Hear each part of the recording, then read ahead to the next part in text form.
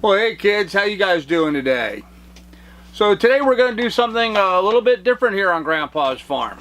We're actually going to be doing a little bit of a question and answer period based on what some of the other YouTubers are doing. There's a number of preppers and homesteaders on YouTube that are doing a collab, and I thought I'd just kind of play along just for the fun of it.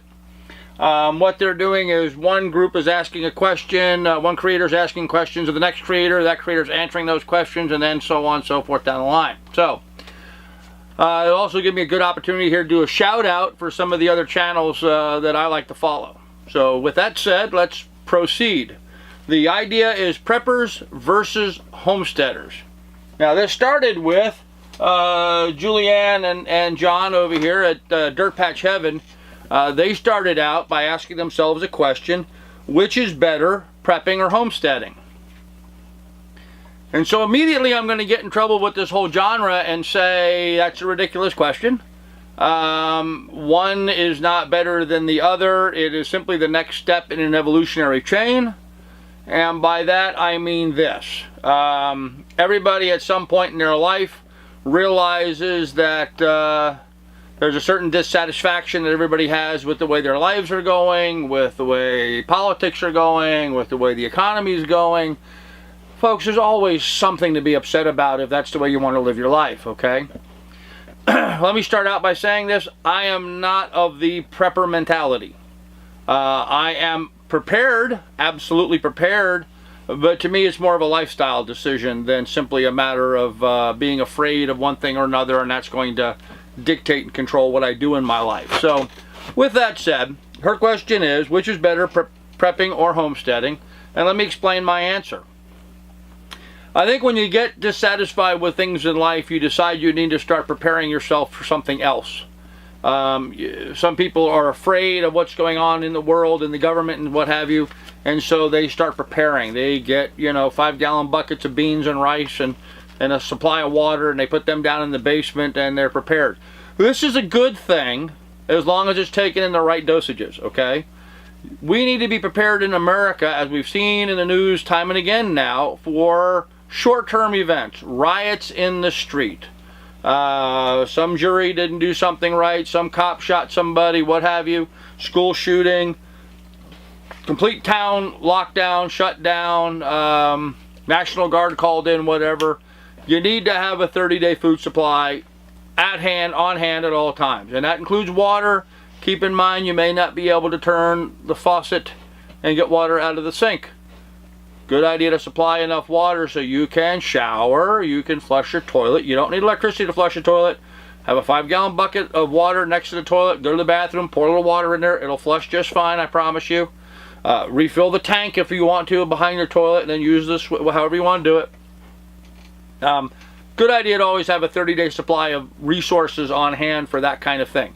That's prepping, and that makes sense. But if you think buying a couple 5-gallon buckets of beans and rice and sticking that in some cabin out in the woods on an acre or 2 or 5, and buying a bunch of silver to have something to trade with, if you think prepping is, if that's going to do the job for you, you are sorely mistaken. Now, please trust me, this is coming from the best part in my heart. I'm concerned about your welfare, which is why I'm bringing this up and discussing that with you here today.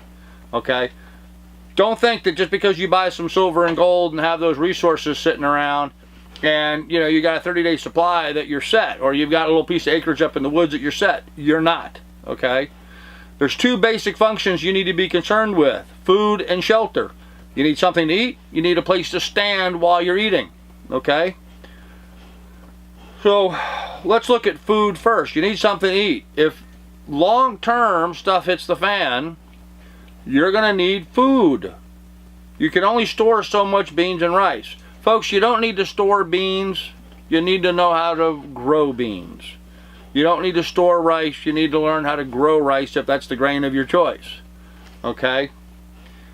You need food, so you're going to need a vegetable garden. So you're going to need a ½ acre or so, or maybe an acre for a vegetable garden to raise enough vegetables to feed your family for a year. You have to grow in the summertime everything you need for the entire year, not just for the summer.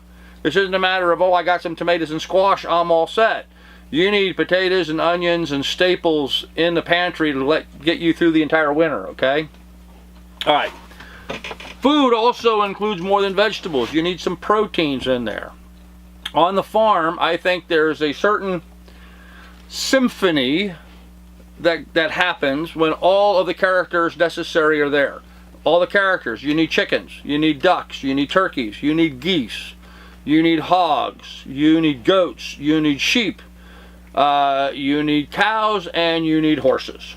I know that seems like a lot, but you do. If you're going to get serious, you're going to need that many animals, and I'm going to explain to you here why in just a moment. So those are the animals necessary to secure your food supply.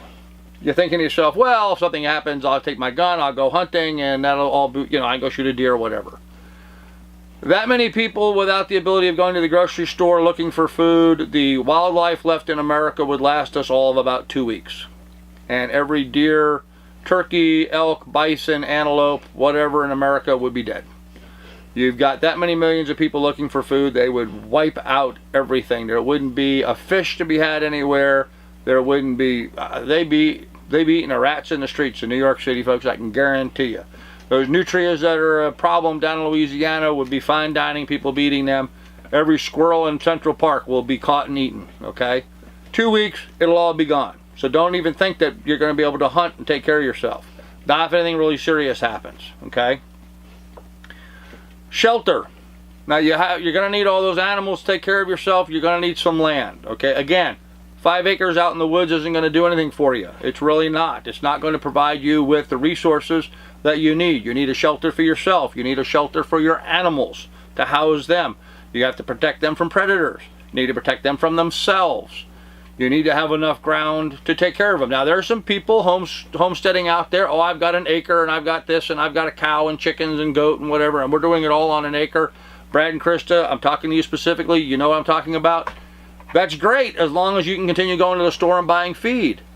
What happens when you have to raise the hay and the grain for that dairy cow? Or even those chickens? You know how to grow wheat? You know how to grow barley? Can you grow your chicken feed? You need enough acreage. Folks, to me, the absolute minimum acreage you need is 40 acres. Ideally, you need 150 of that should be in woods, so you've got renewable resources. You've got firewood, you've got lumber, you've got woods to grow wildlife in or what have you, okay? All those things are necessary. So, basic needs, food and shelter. I'm thinking 100 acres, but 40 acres is a minimum. Food, you need the full gambit of a full farm. Okay, so when the question comes to which is better, prepping or homesteading, my answer is neither one, family farm. Skip the prepping, skip the homesteading, jump right to the idea of a family farm. You're going to save yourself a whole lot of trouble and heartache along the way.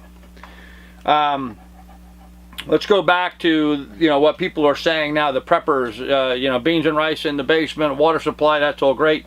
Buy silver and gold so you have something to trade with. Okay, buying minerals like silver and gold, commodities, complete and utter waste of time. Okay, they do you of no value whatsoever on the farm. People say, oh, well, we can trade. Currency may fail, but I can still trade silver and gold. People don't know how to trade silver and gold, and people are going to steal your silver and gold. And you say, oh, well, I've got guns. I'll protect my silver and gold. Yeah, there's a lot more people out there with a lot more guns. They're going to come and take your silver and gold, and if you give up too much of a fight, they're going to kill you, okay? Don't invest in stupid things like that. Invest in things that cannot be stolen, okay? Invest in yourself. Invest in your education. Learn the things necessary to take care of yourself, okay? Don't invest in silver and gold. Okay, so Dirt Patch had to ask a couple questions, and the questions that they asked the folks over at Go for Green Living, another great channel, check them out. The first question is, did you start by prepping or homesteading? And the second question is, how did you learn about prepping and homesteading? So, did you start with prepping or homesteading? I think that's a natural order. People start out with the idea of prepping, we're worried about stuff, so we'll start there. They go into homesteading because they see that they need some animals. The next logical step is they develop a family farm because now they need the room to feed and care for those animals, okay? How did you learn about prepping and homesteading? I think the same way we all do nowadays. We get on the internet, right? We get on the web, we watch videos on YouTube, we go to Wikipedia, we read things, listen to podcasts, we learn. Read books. Not too many people read books anymore, but you know what? The smart person now, the smart prepper, is going to develop a library, because you can't remember everything, so you need to have a library, you need to have the resources at your fingertips. Why a library? Why paper and printed word? Because if we have anything real serious happen, all this goes away. Computers, electronics, internet, that's all gone. You can't get online and research anything. You're going to need to know it, okay? And if you don't know it, you're going to have a library with the resources behind you. So that may be a good area to invest in. Talk about things to invest in. Invest in those things that you need, that are going to be integral and important to your continued life, that you can't get where you live. Salt. Absolutely necessary for preserving meat. You need a huge supply of salt. Gunpowder and reloading components. Powder, primers, bullets, shell casings, shotgun holes, wads. All of these things you should keep in large quantities so that you've got a good supply that'll last you a couple lifetimes. Those are things that I could see reasonably stockpiling. They don't go bad, they don't expire, you put them on the shelf, keep them dry, they'll last for decades. That's a good place to invest your money, okay? So that was their 2 questions. And then Go for Green Living answered those questions, and then they went ahead and posted questions to the next couple, which was Brad and Krista over at Big Family Homestead, another great YouTube channel. The questions they asked Brad and Krista is, what event led you to start prepping or homesteading? And if you had only 30 seconds to grab something for a bug out bag, what would you grab? So let me start with the bug out bag, because that's the easiest and fastest one to answer. If I had 30 seconds to grab something because I had to bug out, I ain't bugging out, folks. I'm on my 40 acres with my animals. I'm grabbing my rifle and I'm defending my property. That's what I'm grabbing on my bug out. I'm not planning on leaving. I'm not crazy enough to think that, oh, I have a job, I'm living in the city, but I've got my cabin up in the woods. I'm going to grab everything, jump in my car, and drive up to my cabin. You'll never make it. You'll be dead before you get there. Okay? Get yourself into your cabin. Have your 40 acres. Have your farm. Have it ongoing. And if something happens, it'll be, oh well, so what? Doesn't affect me in the darndest. Okay? That's the lifestyle you need to aspire to and prepare for. So the first question was, what event led you to start prepping or homesteading? For me, it was easy. I've been farming my whole life. When I was a young child, I had an older sister who was allergic to eggs. Turns out she wasn't allergic to eggs. If we went to the grocery store and bought eggs, she would get lip blisters and feel poorly. But if we went to a farm and bought eggs directly from a farmer, she was fine. Never had a problem. Okay, turns out she was allergic to the chemical that they use to wash the eggs. Eggshells are porous. Anything that makes contact with that eggshell is going to get inside into that egg.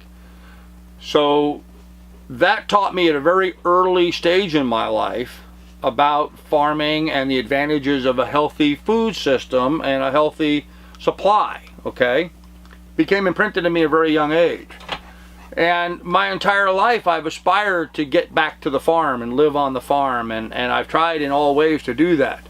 I've had chickens everywhere I lived. Grew up in New York in Sands Point in a very hoity-toity neighborhood. I mean, literally our neighbors were the Guggenheims and the Vanderbilts. We still had chickens, okay? And my horse. I've owned a horse most of my life. I've owned horses more than I haven't owned horses, and I've owned a lot of horses. I used to own a riding stable. I've owned hundreds of horses. Anyhow, we digress, okay? So the question was, what event led you to that? Well, the event that led me to it was my sister being allergic to eggs, and that started us down that road. Since then, I like the symphony. I like the way, the nuances and way all the animals seem to work together to do something. And how useful they can be if you let them do their thing. Up here in Alaska, I'm trying to clear some land. So You know, the first thing I do is I fence the goats in there, and the goats go through and they eat all the bark off all the trees and eat all the leaves and kill all the trees. And then I put the pigs in there, and the pigs root up all the trees and plow up the ground. Then we run the chickens through there, and they kind of scratch and level everything back out and flatten everything back out. And then I've got ground that I can put grass seed in and grow and have pasture. So those animals were working together, okay?